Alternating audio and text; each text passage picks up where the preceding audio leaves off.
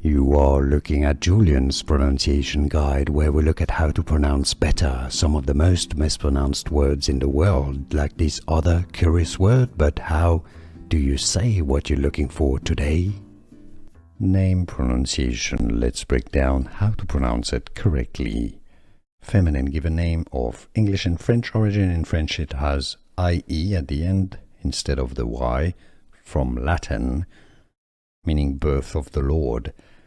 Nathaly, that's your most common English pronunciation here. Nathaly. Nathaly. In French it'd be said as Nathalie.